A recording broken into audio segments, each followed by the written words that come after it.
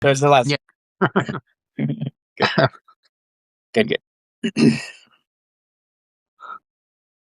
Well, welcome back to the Cranmer Fellows podcast. I'm Jonathan Groves. I'm the assistant director at Church of the Good Shepherd in Binghamton, New York. And I'm here with my co-host, Matt Kennedy, rector of Church of the Good Shepherd and canon for preaching in the Anglican Diocese of the Living Word. Today, we're going to discuss supposed inconsistencies in the Gospels. So it should be fun. Matt, how are you doing? Very good. How about yourself? Doing all right. Doing all right. Matt, how many times as a pastor have you been asked about how many women and angels are at the tomb? That's been a big, that one's one of the more common ones. Yeah, Why does Mark have one angel and John have two? But the basic question is, how do you explain the contradictions in the Bible? And right. Yeah, very often when someone asks you that and you say, okay, which contradictions? They can't contradictions. They don't exactly. know. Yeah, it's definitely something that if you're a Christian, you've heard Yeah. before. Well, what about all the contradictions in the Bible? And I think that's a good. The next, the follow up question is, okay, well, what contradictions are you talking about? And I mean, a lot of the times people don't actually know, but then there are the alleged contradictions. But maybe before we dive into a few of them, uh, perhaps we should define our terms, because when I hear of a contradiction, I think of like a formal contradiction, like A equals B. Right. No, that would be a contradiction, or a married bachelor, right? It's like that's a contradiction. And so when it comes to alleged contradictions in the Bible, uh, that I, that would I think most of the time people mean probably more of like an inconsistency, something that seems to not follow. Right. Right. But like, how many actual contradictions are there? I mean, I think you and I would agree, are going to agree that there are none, because a contradiction would say, well, in the text is saying two different things that can't be the same, right? And so I hope to maybe look at a couple of those. Maybe one of them uh, would be an alleged contradiction. I don't think it is, but the others might be inconsistencies, things that don't seem to make sense or follow, but maybe we can think through them. So that sound okay? Yeah. There's some people get confused between that and paradoxes too. Uh, the Bible talks about God's sovereignty over the human heart, but it also talks about human beings making free choices. So it holds human beings responsible for free choices, and so for some people that's a contradiction. When actually it's a paradox. We can't we To say you can't reconcile exactly how something fits together doesn't mean it won't ever fit together, or that it can't fit together. It just means that we can't at this point figure out how it does. Kind of like how God can be both just and merciful. Yes, right, right. And I mean, talked about this last week. Heresy always enters in when we decide to resolve one side of the paradox by cutting out the other side. So, Right. Yeah. There you go. Well, this should be fun.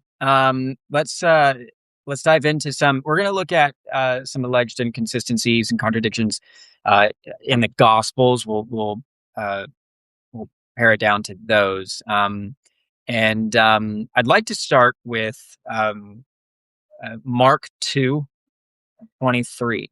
So I guess what I'll do here is I'll read the text, explain the so-called inconsistency, and you have the fun job of figuring it out for us. Sound okay? sounds great. Good. So in Mark 2, starting in verse 23, says, one Sabbath Jesus was going through the grain fields, and as they made their way, his disciples began to pluck heads of grain. And the Pharisees were saying to him, look, why are they doing what is not lawful on the Sabbath? And he said to them, Have you never read what David did when he was in need and was hungry, he and those who were with him? How he entered the house of God in the time of Abiathar the high priest, and ate the bread of the presence, which is not lawful for any but the priests to eat, and also gave it to those who were with him. Now, leaving aside um, Jesus's point, which is a whole other conversation, I want to hone in on what the priest that Jesus says.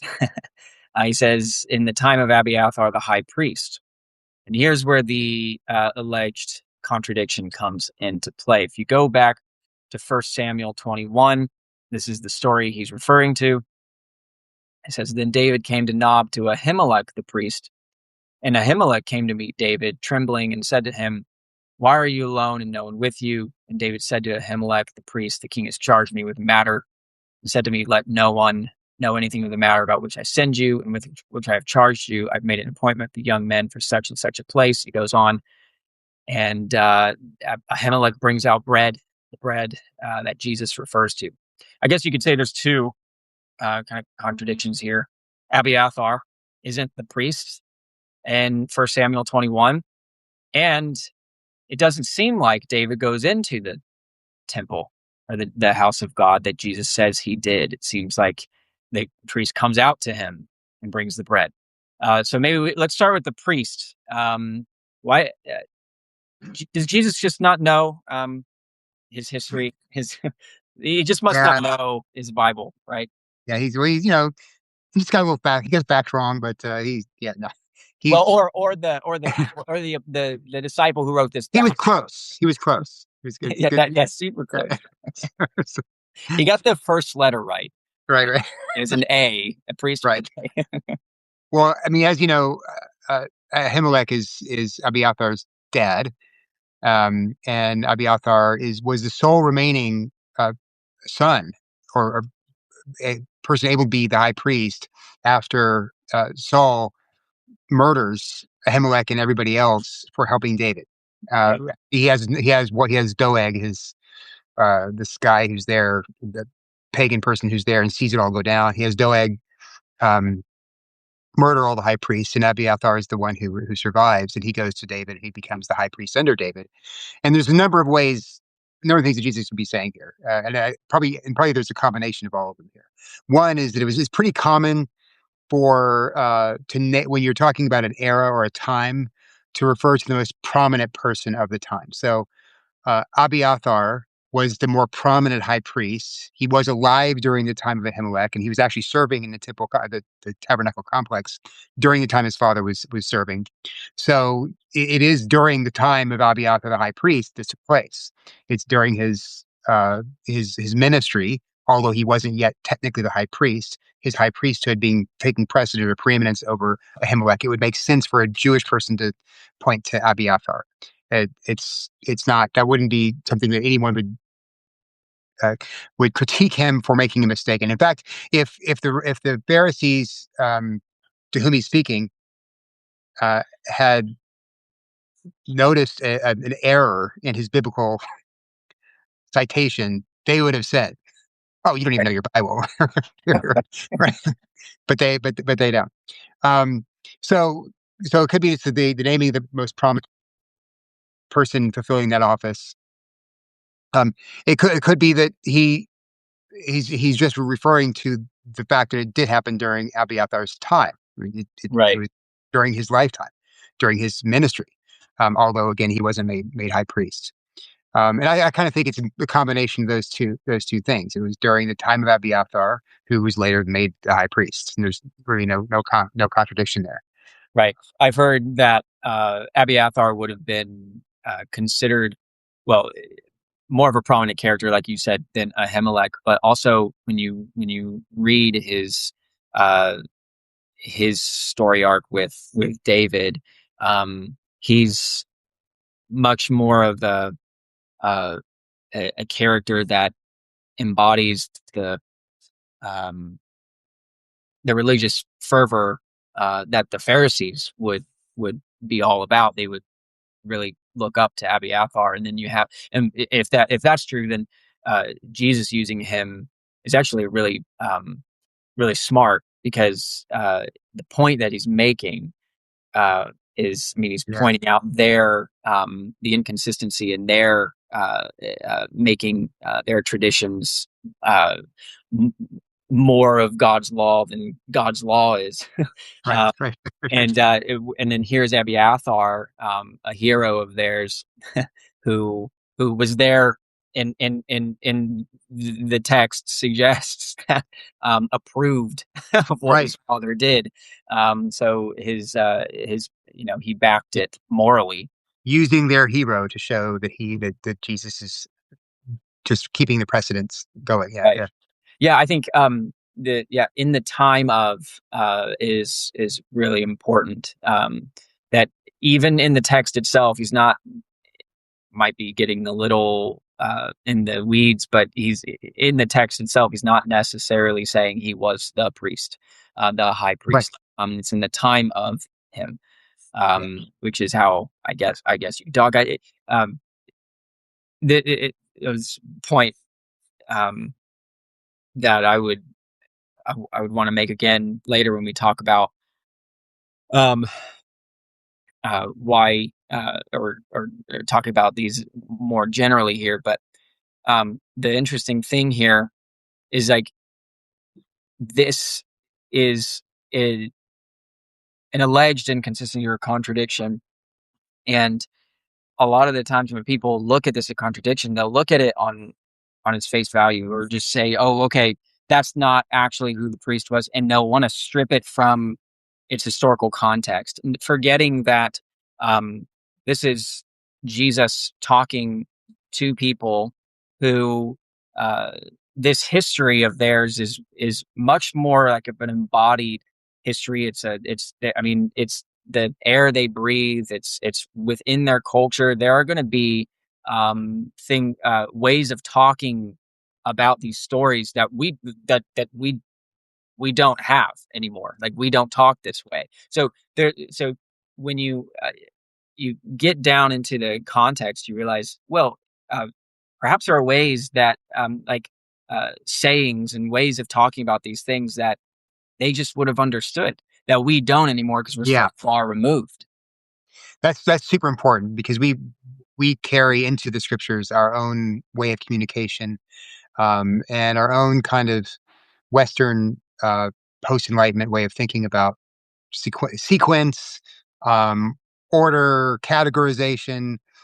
The way we categorize things in our mind is not necessarily the way that people in the first century and the first century Near East categorize things in their minds. In fact, it's often very different. And so you have to do the work of trying to understand the culture and the way people communicated back then before you can say, "Oh, this is a contradiction," because of the communication style. I was trying to think of, as you were talking, of something a similar thing in the way we talk, that someone from another culture might hear it and say, that's not true. You're not being accurate. And I'm something will come to my head. Right? It'll come up. What about the part of going into the temple? You're going into the temple, taking the showbread, versus in First Samuel, Ahimelech coming out to David. What's going on there? Says that he entered the house of God in the time of Abiathar the high priest. The I mean, I guess you have to know the temple or the tabernacle geography, don't you? Because you have the outer court, which would be considered being inside the tabernacle, the house of God. You could, anybody could go in there. You didn't have to be, well, any male could go in there. You didn't have to be a priest to go into the outer court. Um, but then there's the holy place, which is inside the tent, and then the most holy place, which is only where the high priest can go, and on the one time a year. And it's in the holy place, which is inside the tent, which is where the bread of the presence is kept. And so what seems to have happened is that David came into the court of the temple or tabernacle, but not into the holy place. Abiathar, excuse me, Ahimelech went back into the holy place, brought bread out. Um, so both can be true. He went into the tabernacle, but yet he didn't go into the place that Abiathar went to, or Ahimelech went to. And Jesus's point here is not that he even entered the house of God. That's not that's Yeah, the yeah, point. The point is that he ate the bread. So it's It's a, it's not that, oh well, he had to go into the holy place. No, he ate the bread that's only for priests. That's the main point that he's making there, it seems. Okay, well, that one is done. Clearly, no problems. Anyone should have any problems with that one ever again. Let's uh, let's move on to another one. Judas. There are two accounts of Judas's death at the end of Matthew, at the beginning of Acts. Let me read both of them for us, starting in the Matthew passage. This is Matthew 27. Um, when Judas, his betrayer, saw that Jesus was condemned, he changed his mind, brought back the 30 pieces of silver to the chief priests and elders, saying, I have sinned by betraying innocent blood. They said, what is that to us? See to it yourself. And throwing down the pieces of silver into the temple, he departed and he went and hanged himself. But the chief priests, taking the pieces of silver, said, it is not lawful to put them into the treasury, since it is blood money. So they took counsel and bought with them the potter's field as a burial place for strangers. Therefore, that field has been called the field of blood to this day. Then was fulfilled what has been spoken by the prophet Jeremiah, saying, and they took the 30 pieces of silver, the price of him on whom the price had been set by some of the sons of Israel, and they gave them for the potter's field as the Lord directed me. Okay, so that's Matthew. I have Judas bringing back the money, uh, throwing the money back into the temple, and then the chief priests and elders taking that money and saying that this is blood money, and therefore they bought a field, and it was called a field of blood. It seems to be because of it being blood money. At least that seems to be what that text is saying. Then you get to Acts chapter 1, and this is in the context of the apostles choosing another apostle to take Judas's place.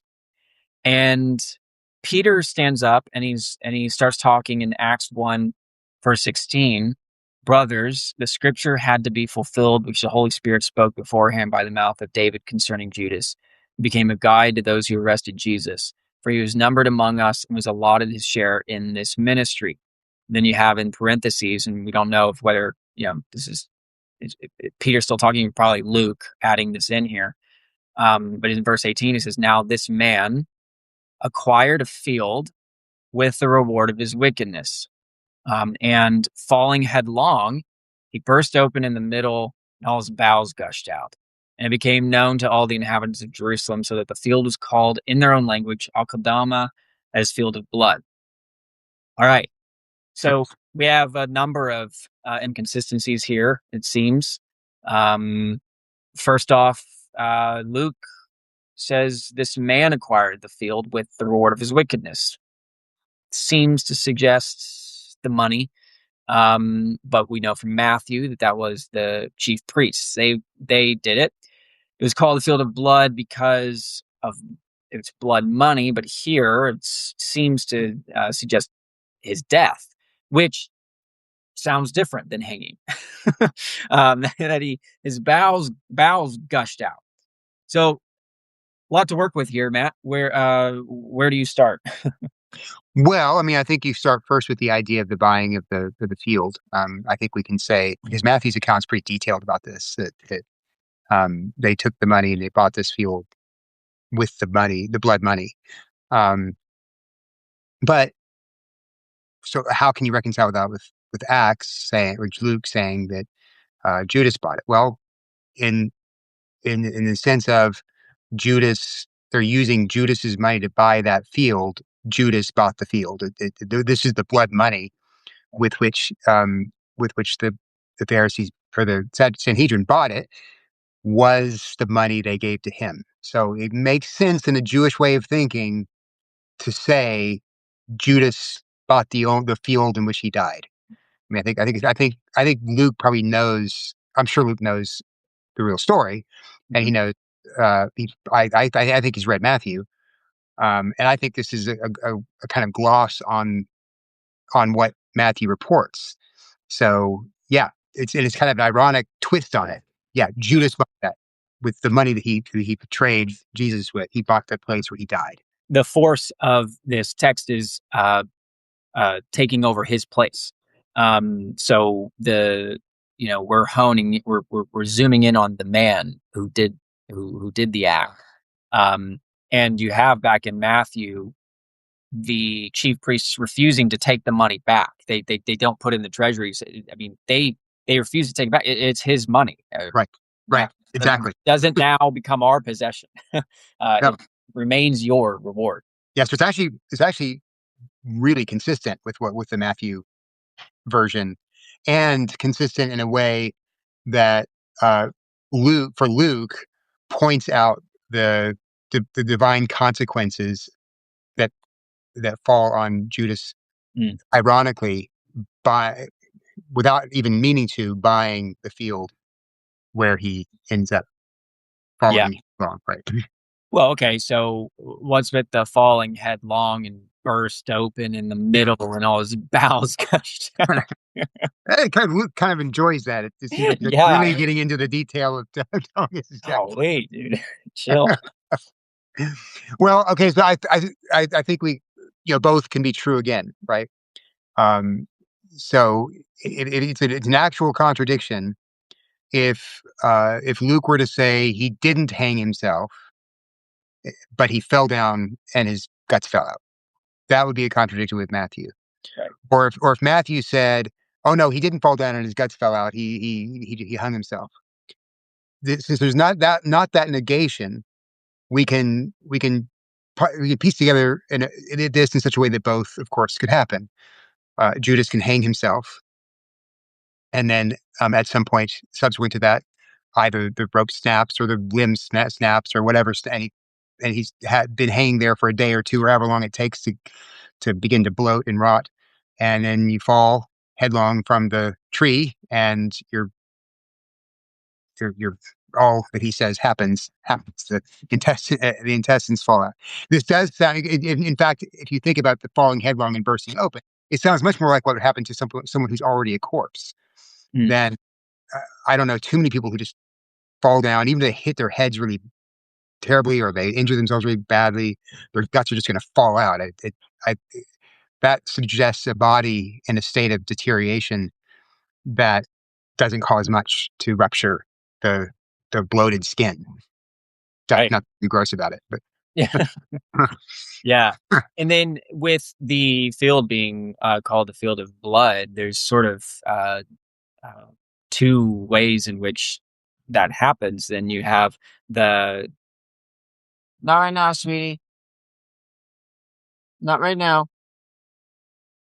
Um, two reasons: the money, the blood money, and then now also the spilling of his blood in that field. And it would make sense that that story would circulate in yeah, both reasons for why it's called that would would circulate with it, right? yeah. I mean, it it makes sense for the Sanhedrin to call it the field of blood, even before he hangs himself, or maybe it didn't. I'm not sure if we don't know the exact timing of the purchase and the and the hanging. We don't get the sequence of it all. Um, but it would also make sense that subsequent to the hanging, that name would take on new significance. Yeah, yeah, definitely. Um, so that's a big one, actually. Yeah, I know. I mean, I have not. I didn't read the article you sent earlier, but I know that Bart Ehrman thinks that's the killer. That's a He does. There's a pretty good debate between him and Peter Williams of Cambridge on Justin Brierly's show. Unbelievable. And Bart, he goes here to yes, suggest this is like an unreconcilable contradiction. And his and Peter, I mean, Peter's a great scholar, but he's not the best debater. But he gave some reasons for why that why this would be, and Bart Ehrman he asks him. He says, um, when someone falls down after hanging themselves, where do they land, right? And the answer is, their feet. And so he finds it just implausible that he could fall headlong, and forgetting that there's a lot of factors, like the terrain, what tree, I mean, how far up in the tree is he? Are there other limbs? Like there's so many other factors, and then Barterman also suggests that there's we don't know of it happening to anybody, and then you just want to ask, well, like, do we know all the Have we done circumstances in which all in the which people from the beginning of time have hung themselves and fallen? Have we done that study? I haven't seen it, but maybe it's out there. I don't know. But yeah, you're right. That's a really big one. The next one's a pretty big one too. That uh, historians like to go to. It's Luke 2. Um, of the account of Jesus' birth. Um, and Luke writes, in those days, a decree went out from Caesar Augustus that all the world should be registered. And he says in verse 2, this was the first registration when Quirinius was governor of Syria. Now, the contradiction here, the problem is that we know from the story of Jesus' birth that Herod the Great um, is alive, and he dies in AD, not AD, sorry. Yeah, no, BC 4, right? 4 BC. Um, and we know that Quirinius becomes governor of Syria in 86. And so that's about, we're dealing with an issue here where Quirinius, at least supposed, can't be the governor of Syria, and so the conclusion that historians make is Luke is confusing this registration for a later registration that Quirinius, we do know Quirinius imposed, and when he was governor of Syria. So what's going on here? I mean, Quirinius wasn't governor, right? right? There were several different ways to deal with this. The first is just the language itself. Um, and this is the one that I favor, although I think it's the minority view, but I think it makes the most sense. Is that word that is translated first is protos, which could be before. So what could be saying what could be what Luke could be saying is this is the registration before Quirinius was the governor of Syria, which would fit the timeline perfectly. That's I think it should be translated that way. Um, this is the before. This is the before registration. Um, Right. so that's one way. Um, Another way to think about it is the word that's used for Quirinius's rule. Uh, doesn't It's kind of a general word. It doesn't mean that he was like the governor of Syria in an official way. It just means hegemon, like he has some kind of authority. And we know that he did have some kind of authority, and he was a commander, had some kind of military authority in Syria at the time before Herod died. He wasn't the chief governor, but he did have the kind of authority you might be expected to have if you were going to be overseeing a census or something of that nature. So it either way you want to work that out, I it works both ways, but it's still one of those cases where you have uh, the only way to make this into a contradiction is by an error. I guess it's not really a contradiction; it's more of an error. The only way to make this into an error is to double down either on that word being translated first, or on the very general word for the translated governor being uh, being the official title of the position rather than just a leader in a certain place. What do you think of the theory that he had two governorships? That um, Yeah, he did have a previous governorship there. I've heard of that too. I haven't. Sorry, the dogs are just barking. Yeah, I've heard that too. I mean, and that's probably. I mean, I have not. Maybe my commentaries are too old, so I. So I know that new information is being dug up as we go on, but from my memory of the commentaries that I have, it's that he did have a military leadership role that was confirmed in Syria during that time.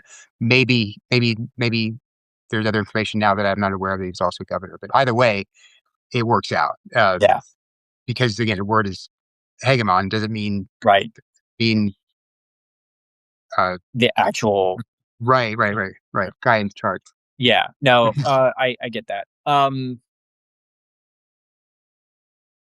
This is where uh you know guys who will say that what we're doing right now is just like explaining away, an error whenever we should just just accept it as an error, right? That he just got it wrong. This is where I have a hard time with that because the in order to do that, everything has to be explained. So whether you are explaining the error in a positive way Or negative. or you're explaining it in a negative way, and you have to do just as much work to explain it in a negative way than you have to do in a positive way. And the question then is you have to weigh both of those explanations and see which is more probable. And when you explain it, let's just try to explain it the negative way. Luke just made an error. This is he's got, but then you have to ask, well, what's he thinking? Does he? Because we know as we read uh, the we know that as we read Luke, he gets a lot of details. He puts a lot of details in. Yeah, he does a lot of work. There's a Historical work. lot of work, and this is the first place of two places in the birth narratives, or not in the birth narrative. Sorry, in the first few chapters, that he is very careful to place the life of Jesus within real history. So no, then you test uh uh where he is recording details in other places, and they check out. You have this major problem. Like, this is something that, like, would be um uh like a really bad oversight by a guy like that. It doesn't fit in with his character when you're reading the text. You go to Acts chapter 5, and that's where most commentators think, he offhandedly mentions the census. Right. And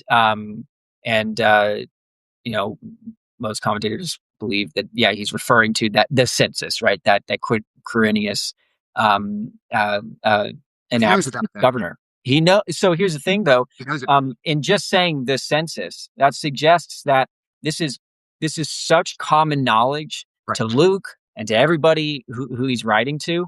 So it's such common knowledge. It'd be absurd Yeah. for him to then like read that back into Luke chapter 2. It's like, man, did you? That's ridiculous. There's no way he made an error like that. That is way less plausible to me than perhaps he's saying something that we aren't we're not getting because we're not right there at that Right. time, and we might have some issues with the language. Right. So the census back, you're right, because the registrations in those days were causes of a lot of political upheaval. I mean, Yeah. the Jews did not like being counted by the Romans, and and there was What? violent upheaval during the one that uh, Luke mentions in Acts chapter 5. So getting the data that wrong or putting the wrong order is a little bit like thinking about, you know, putting 9/11 in 2022 or something. It Yeah, just this doesn't make sense. Everyone reading this had to know what he was talking about and not find it problematic. right. Um, and so, but as to the question of like of explaining away and working out contradictions, this was the common line when I was in seminary that if you see something, if you see a difference, if you see a conflict, just accept it as a conflict and don't and accept that there's two different writers here writing about two different things, and of course they're going to get things wrong. That produced, in my view, the shallowest exegesis possible.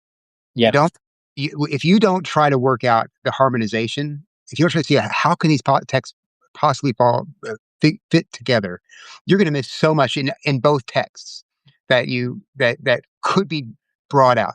A great example of this is James chapter 2 verse 24 and Romans chapter 3 verse 28, where Paul says, "Well, we're not a person is not saved by a person is not justified by works of the law, but by faith, but not by works of the law." And then James says, "Oh no, a person is justified by works, not by faith alone."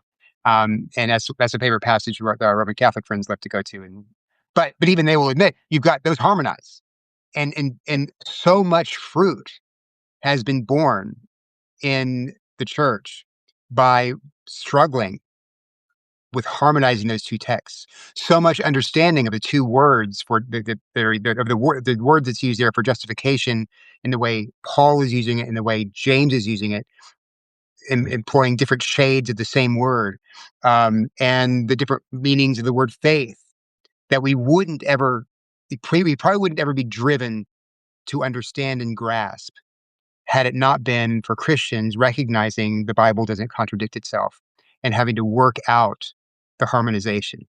Um, if you just leave it as a contradiction and go on, you're going to leave. You're going to be walking around in shallow waters. yeah, yeah, definitely. And again, I think the existence of an explanation doesn't mean that explanation is wrong. The like, and that's like how it's sort of looked at. It's like when someone brings up a contradiction, what they would call a contradiction, and you try to explain it. It's like, well, you're just explaining it away. You're coming up with things like, well, it's got We're to be explaining it. explained. Like, you, you can't just say, "Oh, it's just a contradiction." It's like you, you have to talk about it. You got to explain it. And again, then the where the where the where the conversation should go is in weighing the explanation. And I think this kind of goes to that article that I sent you. The guy is a historian, and he writes at the end basically how the job of a historian is just to take the text by themselves and just read it. And if there's a contradiction, doesn't matter if it's from the Bible or from other ancient texts, if there's a contradiction, we say that it's contradiction. That's the job of a historian. And when you try to start now explaining it, you're now doing theology and you're doing apologetics. The issue with that, and from my point of view, is that uh, you're not actually you're not doing you're not understanding the text anymore when you strip it out of its context.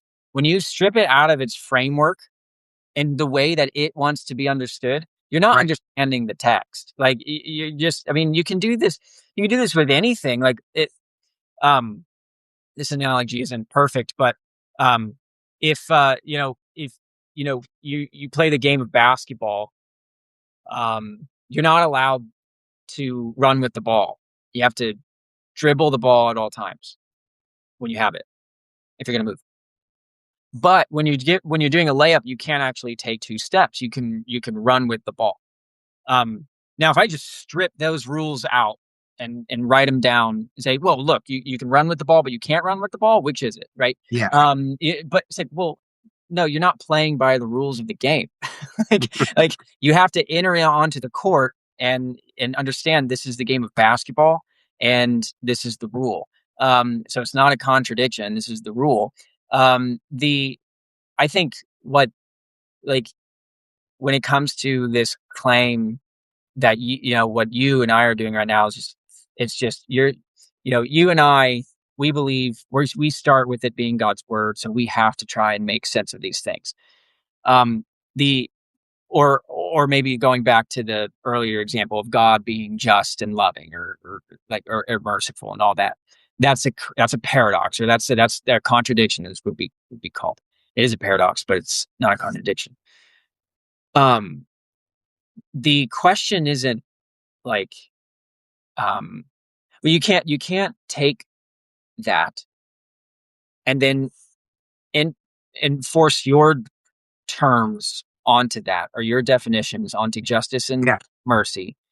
You have to enter into the framework that of a God who is just and merciful, and then use the rules of that game and consider, is it consistent within itself? Is it Yeah. true that that God can be just and merciful?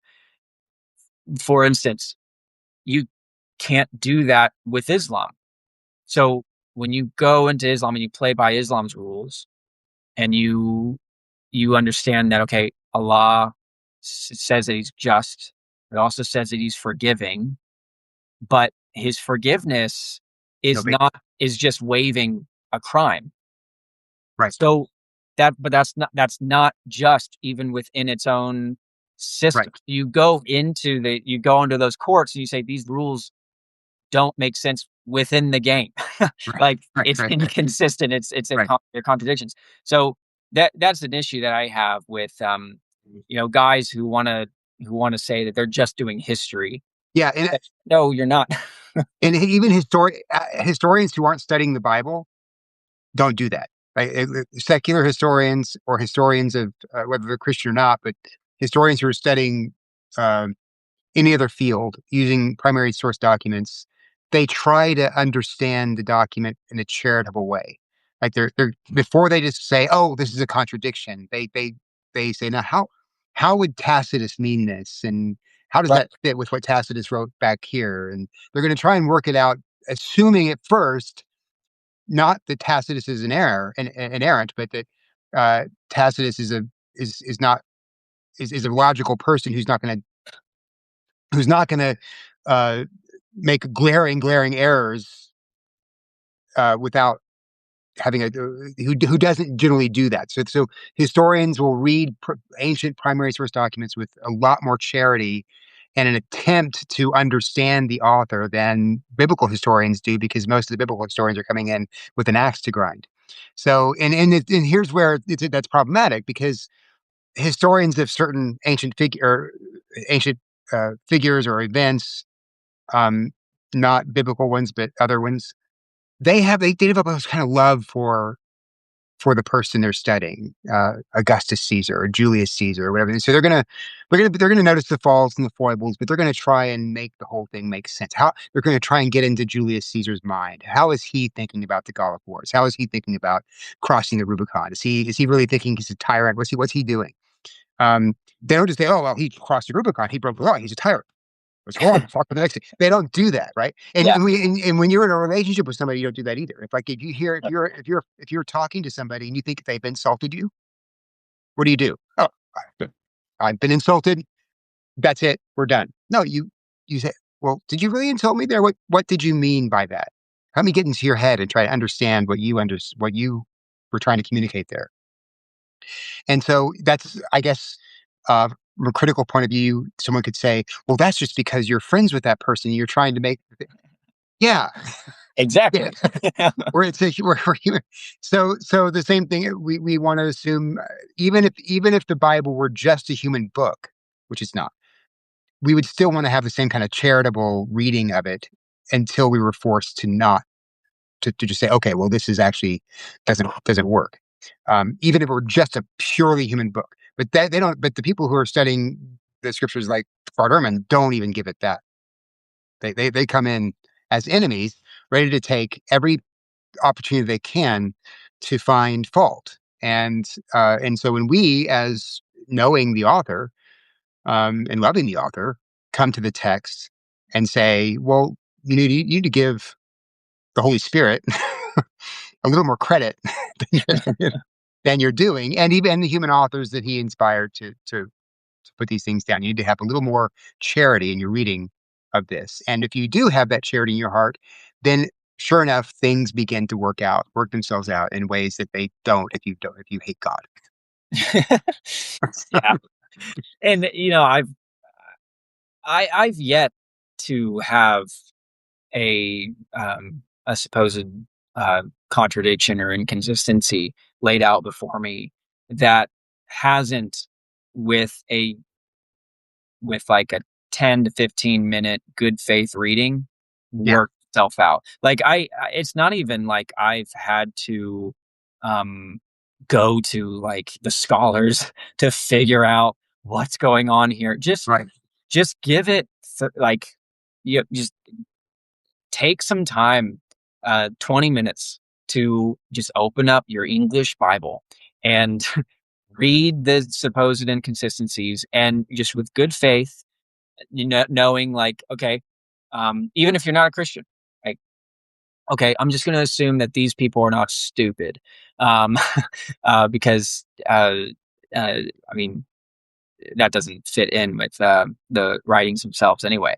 They clearly were not stupid. Um, so, okay, these people weren't stupid. What's going on here? And just ask questions of the text. I've yet to find one that's like, I can't fit. I Yeah, just I don't see where how you get around it. I mean, it, so and again, like you said, everybody has an axe to grind, and there is no such thing as neutrality. Nobody comes to the text without presuppositions upon it. I mean, like the person like Bart or anybody else, a skeptic, already thinks it's just a human book. There's right. like that's already what it is. So clearly there are inconsistencies and contradictions. And then yeah, we as clergy, we go to it and we believe that it's God's word. And yet the question then is that's fine. Both can come at it with their presuppositions as long as we're aware that that's going on. Um, which worldview though is consistent with the reality then? Like let's read it in the lens of the skeptic, and then let's read it in the lens of the faithful, and see which lens makes more sense of Yeah, the text, and actually is more plausible when it comes to like has more plausible explanations to these contradictions. right. Right. Well, and since the skeptic just tends to just give a very shallow reading of a text and say it's a contradiction, the clearly the people who care about the text and who do the work of investigating these texts and doing the exegesis are going to have the sounder and more solid reasoning behind it. Like in my experience, the people who love Bart Ehrman are the people who they are not students of the Bible themselves. They don't study the Bible themselves. They study Bart Ehrman and they read Bart Ehrman's take in the Bible and they regurgitate Bart Ehrman's take in the Bible, and they don't know. So you show someone who's been, and I've done this before with someone who now is a believer. Thank goodness it wasn't because not by virtue of what I said, but person ultimately became a believer. But I took this person through some of the texts that he was talking about, that Bart Ehrman was talking about, and I could tell by the way he was describing them that he hadn't actually read them himself. He was just trying to remember exactly what Bart Ehrman said about them. So, so we You have go to to be them and careful. You got to be careful, man. And Bart Ehrman is sly, dude. yeah, He yeah, he's a very serious biblical scholar. But when he gets into writing all of his popular books, man, yeah, he does not actually show that he says that he's showing the scholarship to people. He's not. He's not showing the scholarship to people. When he says things like there are what is it more errors in the Bible than there are words, right? It's like, yeah. okay, you know better than to say that. And Yeah, uh, did you watch Wes Huff's takedown of that? Um, mm-mm. he if you've heard I that, like Wes Huff. He's great. yeah, he takes down that claim pretty quick. Like a 5 minute little video, and he just does away with it in 2 seconds. Yeah. No, Wes Huff is awesome. Yeah, Yeah. He's going on so many podcasts. He'll probably come on Cranmer Fellows. I'm we should get him on. We should get him we'll on. get Wes Huff on here. And then have him do some takedowns of Bart Ehrman for us. Okay, well, we should end it, but we should end it with the question that I started the podcast with, because you never answered it. And Ah, it's probably because of it's probably a too hard. contradiction you can't figure out. Um, how many women and angels were at the tomb? Yeah, this is one of the most easiest ones to answer because it goes to the heart again of what is the definition of a contradiction.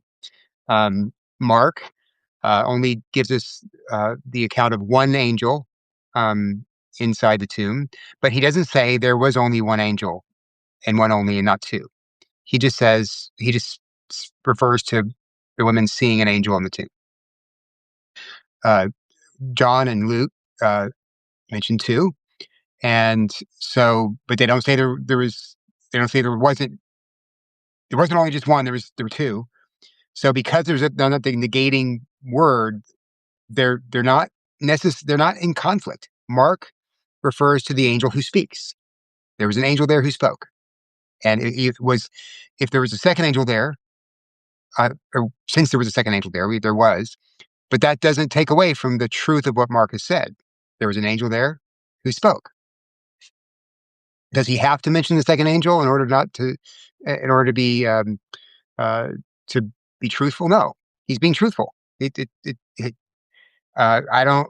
If I see a crowd of people and someone yells at me out of the crowd, and I say, "Yeah, I was walking on the street and this guy yelled at me," and then you tell the same story and you say, "Yeah, we were walking on the street and there's a whole crowd of people, and then one guy yelled at Matt." We're not contradicting each other. We're just focusing on a different aspect of the thing. Um, the one example I think I've heard it used, and I've used it myself as well, is if you have a if four people see a car accident and one person says, "Well, a yellow car hit a tree," and the other person says, "Well, a 1987 Toyota hit a tree," and the other person says, "A car with three people in it hit a tree," and the other person says, "A car with a New York State license plate hit a tree." The Bart Ehrmans of the world would come away and say, "Look, they're just all contradicting themselves." But actually, no, those can all four of those can be true um, at the same time because they can all be just describing different aspects of the event. And that's what you have with all the resurrection accounts. Yep. That's why I think Matthew mentions three women, and Luke Yep. says there's a whole bunch of women. Yeah, well, Yep. yeah, there were a whole bunch of women. Matthew mentions three. I think that's the key for myself. It was the women, the Mhm. amount of women that was the key for me, and the number of angels. Because if you have a lot of women, you have at least These three. five, six. Because if you count the different names that he Yeah, had, and so probably more. Um, and you have them seeing an angel outside the tomb. You have them seeing the angel in the tomb. But I just think it's pretty clear. Like if you have a group of women going to a tomb and it's open, and Jesus probably going to be some who stay outside, others who go inside. yeah, There's gonna like you're gonna have the different perspectives, and angels, right? They are angels, so they don't have flesh, and so one can appear in the tomb and then reappear outside of the tomb with right, the other. right. So it's just like again, this is like playing by the rules of an account where angels are involved. And it's like Right, right. play by the rules, and there's no inconsistency here. There's no contradiction, right? Um, yeah. Well, good. Thank you, Matt. I was having a tough time with that one, so I, I crisis of faith over here. But no, I joke about that, but I know that the supposed contradictions are a faith issue for a lot of people, and a lot of Christians will hear uh, people just spit out all tons of well, either they'll spit out the contradictions themselves, or just a general statement, oh, the Bible is riddled with contradictions. And I hope that just a small handful here, and these are huge ones, the like Abiathar one, uh, Bart says that was the first one that led him down his deconstruction. So, No, um, he was already deconstructing before he. well, he grew up in the Episcopal Church, so, Yeah, um, right. but but I know that for any Christians listening to this who have had trouble with that, I would just say um, there uh, there are no alleged contradictions or inconsistencies that you can't go and read for yourself and come and see that there are very good plausible explanations for these things. And not only that, but they've actually been dealt with for quite some time. Yeah. These are not new. um, and what? There were, I mean, the Augustine, and I think I forgot who it was before him, but the fathers worked out Yes, harmonizations of the Gospels in which they included every verse of the Gospels right. and they tried to write a whole It's story. news to them that the Yeah, gospel had yeah, differences, right? So just let that be an encouragement if it is something that you're struggling with. And hey, if there is if there is something like an inconsistency, if you're listening to this and there's an inconsistency that you just have not been able to wrap your mind around and you're really struggling with, send it to us. You can email us at cranmerfellowship@gmail.com. Send it to us and we'd love to maybe talk about it on the podcast. But yeah, just read your Bible and work, and then ask your pastor, and work it out. So, all right, great. Thanks, Matt, for working these thank out you. It's for fun. us. And yeah, it's great. Should have a whole series on just contradictions. Just Yeah. go through all of them. Uh, but okay, well, with that said, thanks for listening. If you're joining us live, thanks for uh, joining us. And if you're listening to it later, thanks for listening. And Lord willing, we will be back with you next week. I'll see you, Matt. Have a great night. You too.